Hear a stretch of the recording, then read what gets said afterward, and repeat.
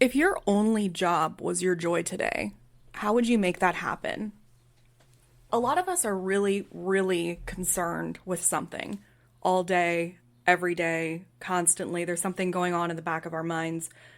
For a lot of us, it's money, health, relationships, something really big, right?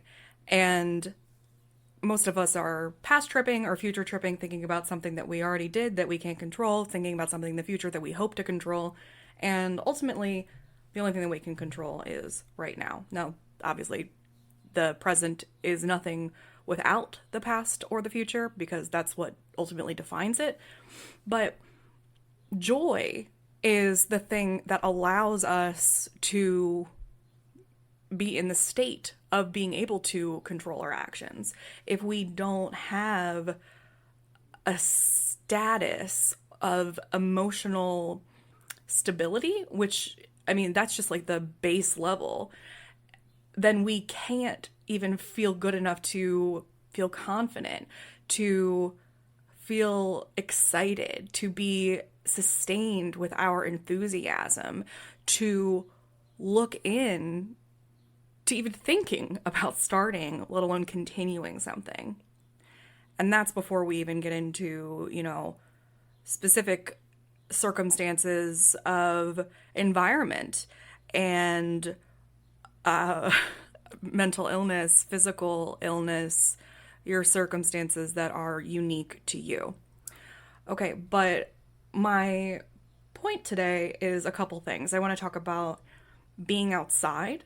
I want to talk about complaining and finding solutions and being grateful, really. So I said, like, if your job only was joy today, like that was your only thing, how could you make that happen? And for a lot of us, it would just be really hard because we would still really be thinking about the things that we're always thinking about. But if I asked you to think about it as if you were trying, like, the same level of importance that you do with, like, the gusto with when you have like a deadline, right? Like, even though sometimes you know that you have a bill coming up, you don't really prioritize it with the same effort that you do when it's like 24 or 48 hours to go, right? There's that pressure, stress, adrenaline that happens when there's a deadline, whether it's a paper or a bill or whatever it is that needs to get done, when there's that pressure looming of the deadline. And I'm sure that you've been in a situation where you have something that's kind of unexpected and you're like, I need to go. I need to make this happen. Like, I don't know. I don't even have really any experience in this area, but I need to, whatever this is, like, I need to go find a car right now. I need to go find transportation. I need to figure out how to drive this thing. I need to figure out how I'm going to source a vet in the middle of the night. I need to figure out how, I don't know, like, whatever it is, whatever it has been for you, like, how am I going to come up with $500 extra this month? How am I going to feel safe in this house? Like, what, it can be abstract, it can be finite, it can be whatever it is, but I imagine at this point in your life there has at least been one situation where you had no idea what you were doing and you had never done it before and you had a sense of urgency about it and you made it happen. You had to fly by the seat of your pants and it wasn't comfortable by any means. And you had some adrenaline going probably and you figured it out. Okay. And we probably actually are doing this all the time, at least like once a month, right? And some of us actually get off on it. We get off on this like idea of a crisis, and that actually becomes a problem when we become stable. We have become so dependent upon the feeling that comes with a crisis. That's where we're getting our adrenaline from. That's where we're getting our dopamine hits from. That when things become stable, then we need to stir up a crisis, aka drama. So that is something to to acknowledge and look into in the future. But what I want you to think about is a lot of times this is all coming through because I was making a list of things to do outside. It's nice out. here in Baltimore. It's getting much warm summer. And I was thinking about how we're like, meant to be outside. And I was coming up with some ideas of, lists. People like lists of ways to have fun outside. And then I was thinking about how every year here in Baltimore, I mean, I know there's places where there aren't seasons, but we in Maryland have a very four-seasoned situation as much as you can at this point on the earth. The seasons are shorter now with climate change, but we do definitely experience all the seasons, all the budding, all the fall, like falling of the leaves and everything like that. We get everything here, which is really wonderful.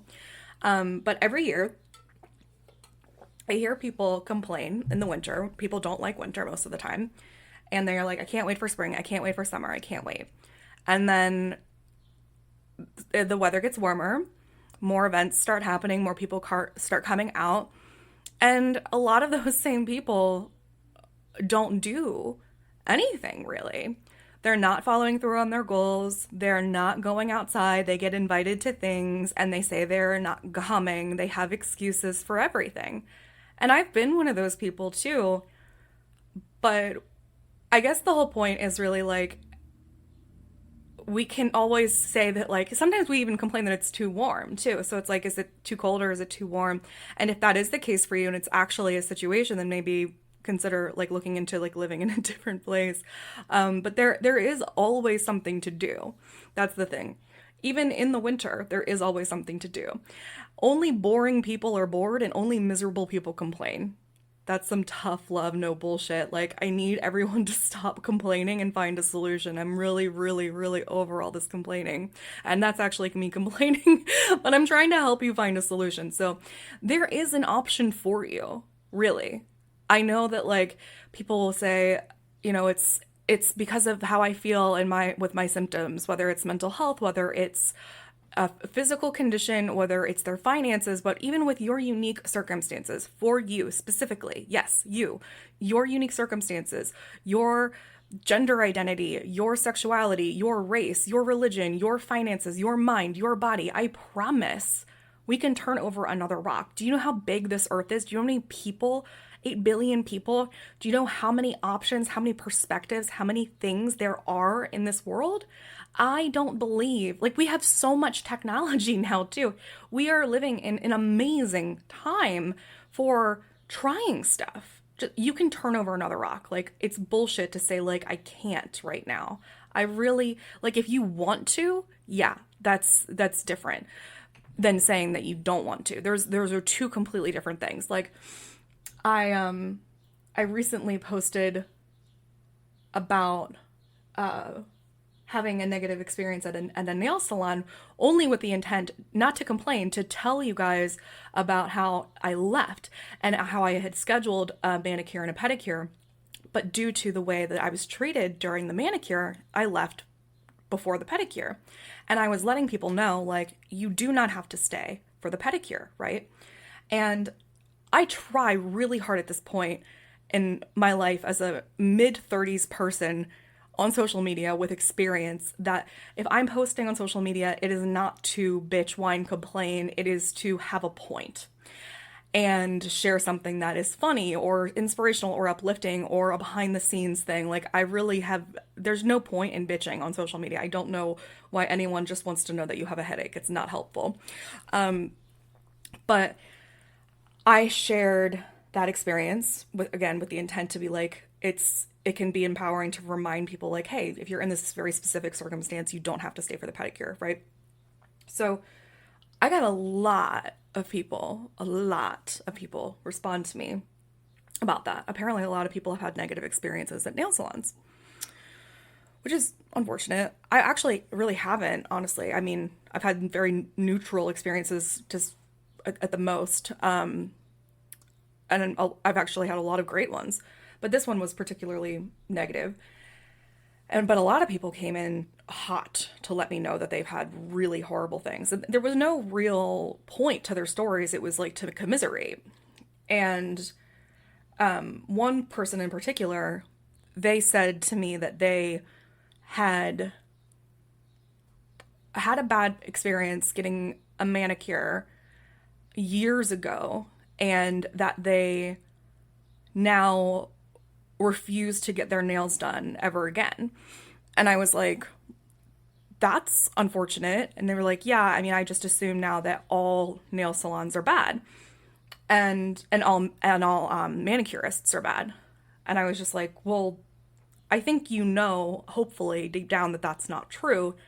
That's like saying anything is bad. Like that's incorrect. You had a negative experience, and to let that sour something for you that you want to do is not intelligent. And they were like, yeah, what you're saying is smart, but I don't know. And like we kind of had a back and forth, and it was really difficult for them to kind of like say anything back because what I was saying was just like factual. And then after it, they ended up responding with saying, "Well, I guess it's just not really as important to me. Over the years, getting a manicure has fallen down my priority list." And it's like, "Okay, so," and then I said, "Well, getting a manicure and not getting a manicure because you don't want to get one is very different than choosing to not get a manicure because you believe all manicurists are bad." And then they just sent me like a thumbs up. And it's like, right, because you kind of like have chosen to be the victim in the situation, right? You actually decided that you don't want to get a manicure anymore, and you get to like whine about it too. But it's like you actually just don't want to get a manicure anymore, and you had a negative experience, so you're like compounding and exponentially expanding on those things. And though that's not fair. So it's like it's either that you're deciding, you know what I mean? You either get to like say that you're making an irrational experience that's keeping you from something you love, or you just changed your mind about something that you don't want to do anymore. So that's a tangent on some people saying that they can't do something, whether it's like going outside or going to an event or following through on something, and then saying that they, really just don't want to. And us needing to be clear on our intentions and our desires and really like, what are those? Because we really tend to conflate those things, and that's not right. It's not rational. So if you say that you can't, is it that you won't or that you don't want to? And those are two very different things.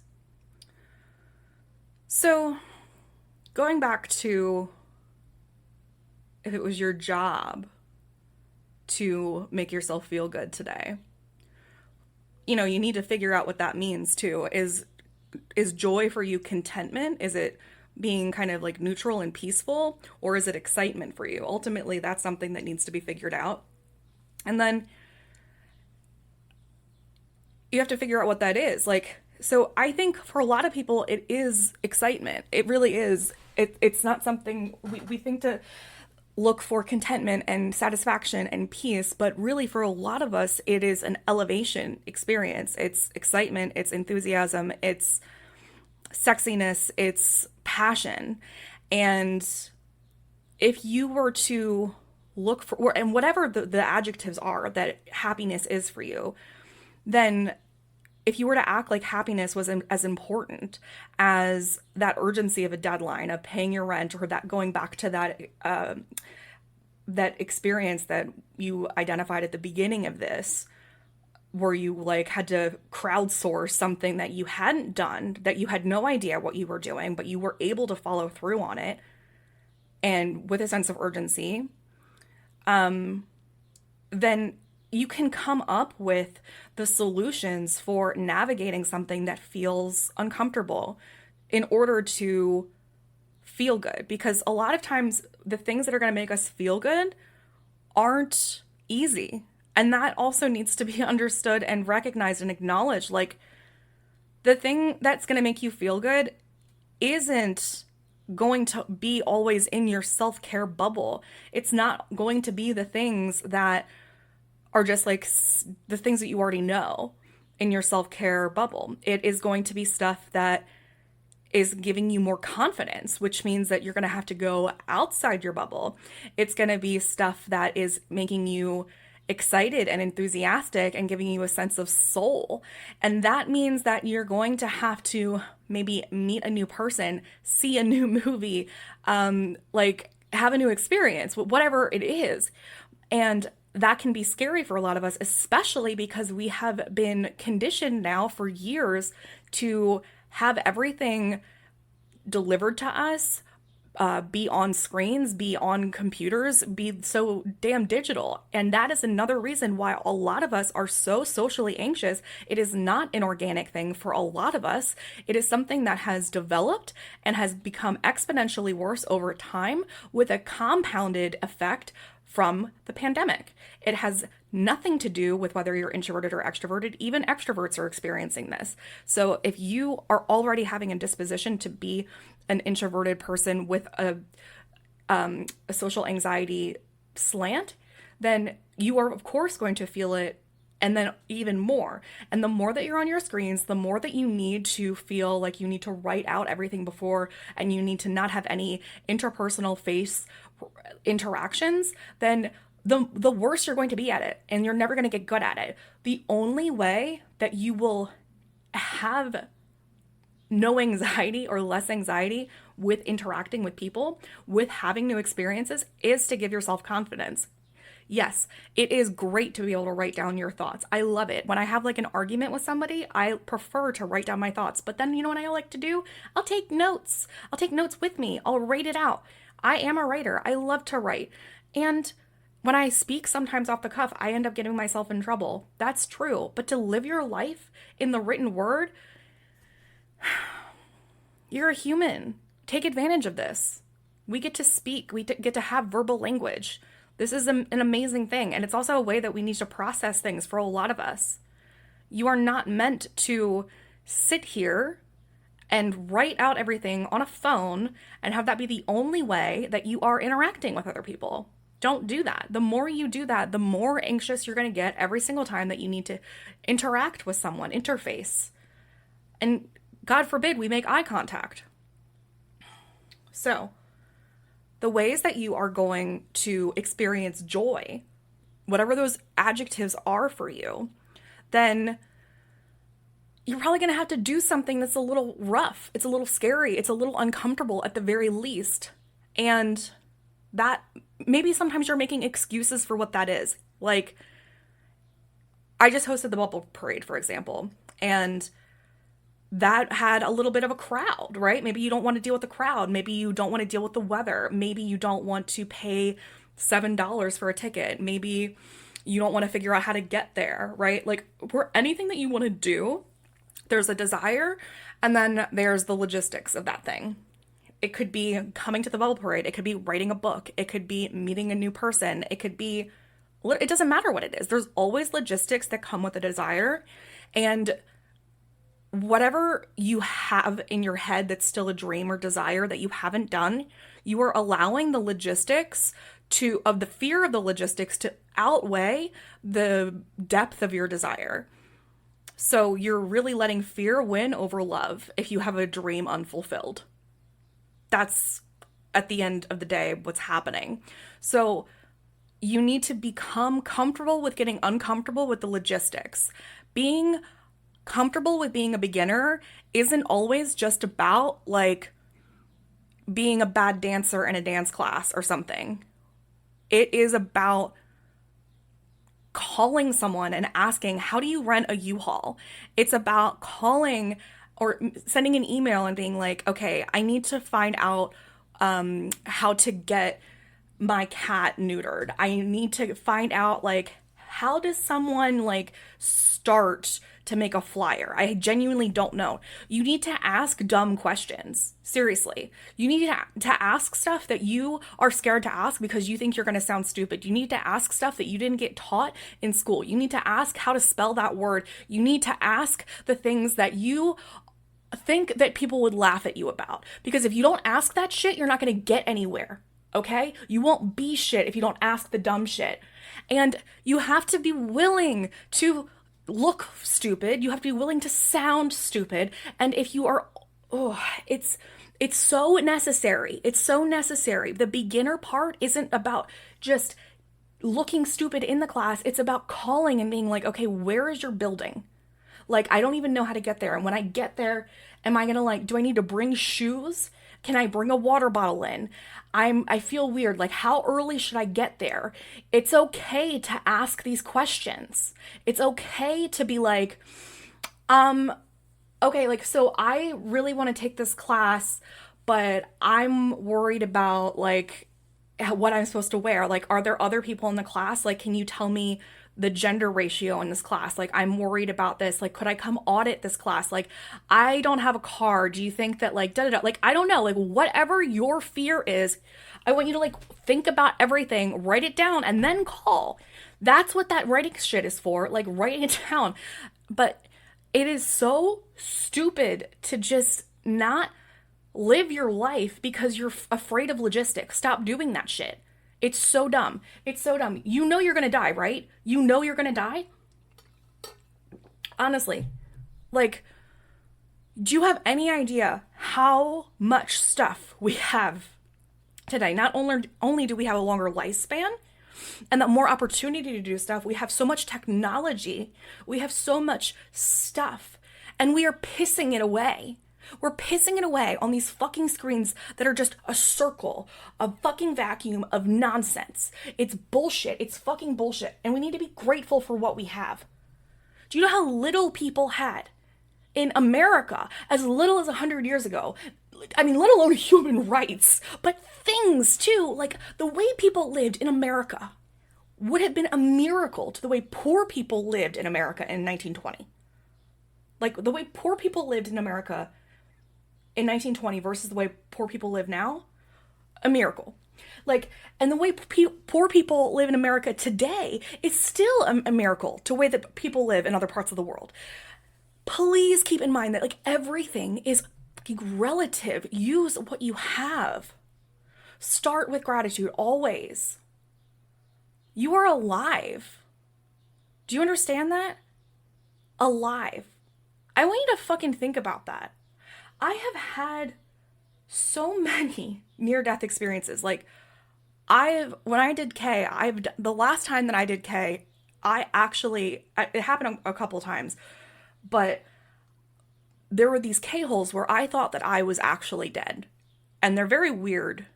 It's very weird. Apparently, in real life, I would be screaming, which is good. It's good that I didn't want to die. Very horrible for the person that was here. But,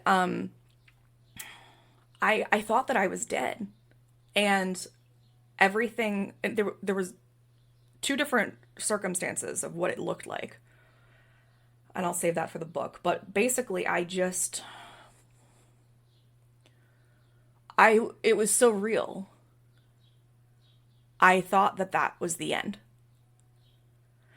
And even without that, there have been probably 30 times in my life where I have brushed with it so close in a way that I genuinely don't know how I didn't die. Like, I mean, we're talking like an inch over that would have pierced me. Like, or I made it out 5 minutes earlier, or I just happened to call in sick that day. Like, I mean, stuff like that, where it's one of those things where when it happens enough, you start to wonder why it wasn't you.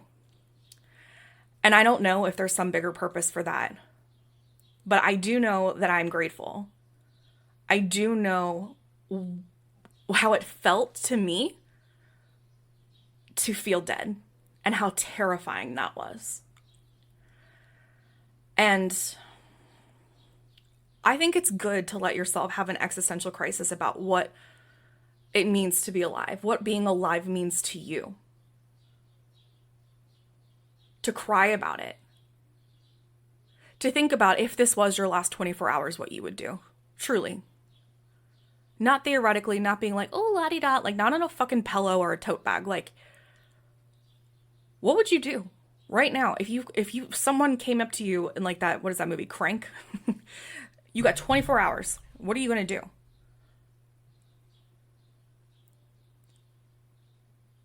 It's important. cry about it. Make a list of 5 things you're grateful for right now and 5 things you would do if this was your last 24 hours. And get outside, man. Get outside. We were meant to be outside. There's not enough stuff that we're doing outside, really. It gets back to the screens, but we need the sun on us. We were all meant to be outside. We're still animals. Use sunscreen, but like get outside. Throw a water balloon, draw with sidewalk chalk, blow bubbles, hula hoop, collect flat rocks and skip them, swing at a playground, make sand angels on the beach, feed ducks because they're so hot right now, collect seashells, decorate a bike and go for a ride, eat a snowball, put some marshmallow in it, get your face painted, pick some wildflowers, have a paper airplane contest, write fuck on it and throw them and see how far your fucks will fly. Swim in a fountain, ride a carousel or a Ferris wheel, blow up giant inflatables, visit a butterfly garden, get your toes painted a neon color and then walk around barefoot, have a sword fight with cardboard tubes, create a fairy garden, or drink a cocktail from a coconut. Live your life. Don't waste this. Be grateful. I love you.